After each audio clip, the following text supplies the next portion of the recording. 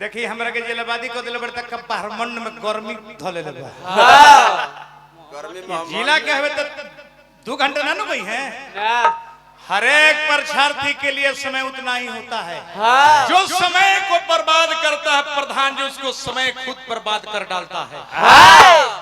12 महीने की कीमत तक परीक्षार्थी से पूछे जो अपने परीक्षा में फेल कर गए हैं उनसे 12 महीने की कीमत पूछ ले। 9 महीने की कीमत माँ से पूछे जो 1 माह पूर्व अपने बच्चे को जन्म दे चुकी हो। 7 दिन की कीमत तक पत्रकार से पूछे जो साप्ताहिक पत्रिका लिखता हो। 1 दिन की कीमत तक मजदूर से पूछे भाई राजा 1 दिन की कीमत तक मजदूर से पूछे जो 8 घंटा मजदूरी करता हो। 1 घंटा की कीमत तक प्रेमी और प्रेमिका से पूछे जो प्रेमिका के इंतजार करके बैठा हो। प्रेमी अरे 1 घंटा की कीमत पूछ ले उनसे। 5 मिनट की कीमत तक यात्री से पूछे जब टिकट कटा के प्लेटफॉर्म धरने के पहले राजधानी खुल चुकी उनसे 5 मिनट की कीमत पूछ ले। 1 सेकंड की कीमत एक्सीडेंट होने वाले से पूछ ले जो बाल बच गए। और 1 पलके की कीमत एक धावक से पूछे जिनका स्वर्ण पदक मिलना था और कांस्य पदक मिला। असली समय वही बताएंगे। तो 3 गो लदारी स्वामीनाथ भाई गईले बड़े एगो चैते 5 गो। हम कोनो कंपनी का जे हमारा आरी जोतल उनको हम पगारी जोती ले। हमनी तो हेंगाई देवेले हाय बुढ़ा कबूतर। अरे लाजबा हे बुढ़ा कबूतर सन्यास ले ली रे। सब धोती खराब पखे पर महंगा बुझाइले। बुढ़ा गोले पगड़ी ना मिलल उनका मिलल त नासिए देले पगड़ी। का तर में ना चली त ये तो लौंडा गिरी कर देते हूं न चले। देखनी न चले केंगा। अच्छा गायत्री बाबा वाला 1 जूता पिटेले पैजत ना गई आ 10 जूता पिटेले पैजत चल गई। तनी चोट ज्यादा लगेला। संगीत का परिभाषा है कि गानम वादम तथा नृत्यम को संगम को संगीत कहते हैं। नहीं इनके बुझाता नहीं इनके बुझाता। ये तब पढ़े लिखे के समय में पढ़ले लिख लेना स्कूल के पीछे तो निहुर के पेंसिल छिपा गई। ये महाराजा काला बखिसिया तड़े आ कहला पर खिसियाता नहीं पेंसिल से पहले बनी हम कलमिया घोट गई। ई कोना बात अपन ना चला के मऊ कहत रे हम ना छनी तो लौंडा गिरी हो गया रउआ ना जतन का कुंवर सिंह के बिरता गिरी हो गई रहे। आज देखना है किसमें कितना पानी है। अरे आज देखना है किसमें कितना पानी है। संतोष बाबा 2 तरफ बुढ़ारी है तो 1 तरफ जवानी है। दोनों जना सीख जलो घी पता है के समय अगल तारा लोग चैत के उतर लोग है तोरा के चैत के स्वामीनाथ भाई ओभर बनता रहा छड़ई मत करलो तोर गोबर हो जाता। हम गावत नहीं हमर दर्शक भाग जाए तो हम कलाकारे रह गई नहीं हैं कलाकारी है।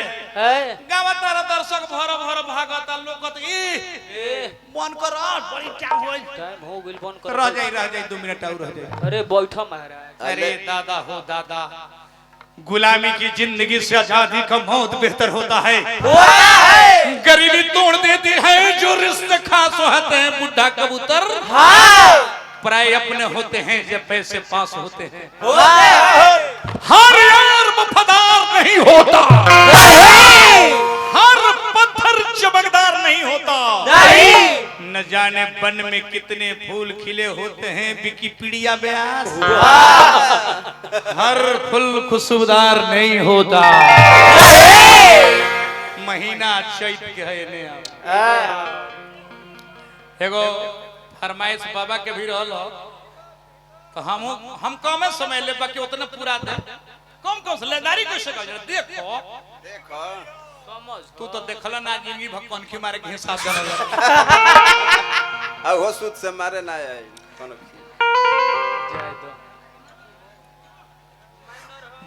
इस चैत ऋतुराज के महीना है बसंत ऋतुराज के महीना बा हाँ इमे पेड़ पतई झाड़ दिन लागी कि सुखा गई हाँ आ तुरम ना तब फट से दूध पी रसदार महीना हो हाँ अरे रोज के चलते चैत में होर जीव पगला जाले संतोष बाबा हाँ एगो जीव बाऊ ना पगला ले वो कौन है ना कहो कह दी कह दी उ कुकुर ह कार्तिक में पगला मेहरारू घरे बिया बलमुआ प्रदेश में हाय रे छैता हाय रे बसंती बेयार आके धंसे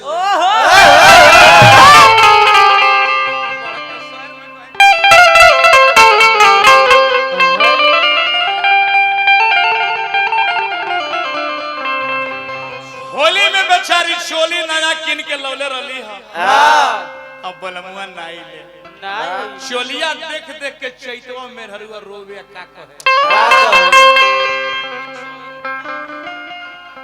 कि वो रहा सुनावे चोली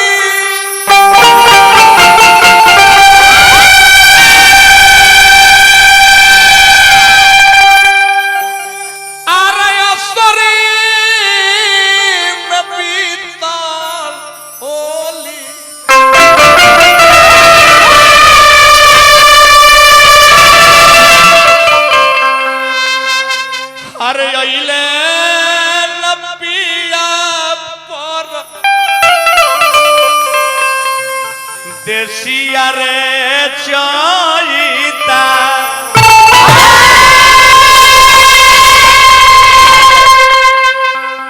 कोयल बोले लागल काशीनाथ बाबा के पूजा भइल बा तीन गोला चालू बा चैत सुनाता चोंगा में हाँ मेहरारू सुनत तारी कथी के हाय रे दादा हाय रे छोटा घानी बसवरिया में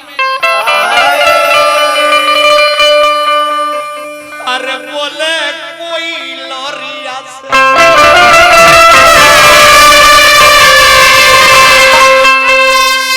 घानी बसवरिया में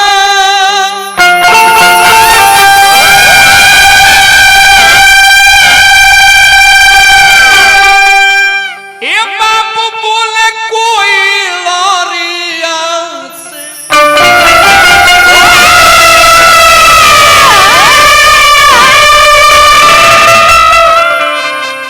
बिखरली रहेला लामी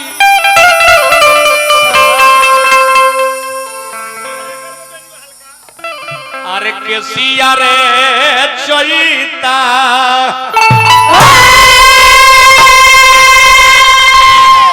मेहरारू कहत की रही तो बलमुआ घरवा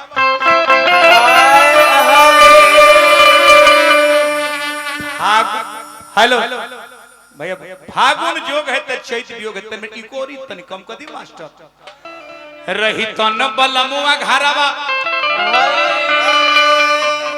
अरे चैता गववती अरे रही तन बलमुआ घरवा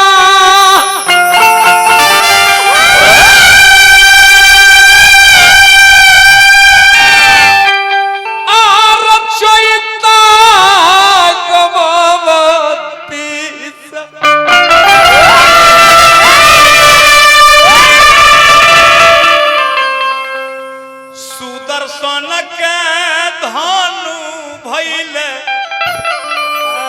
अपसिया रे चरिता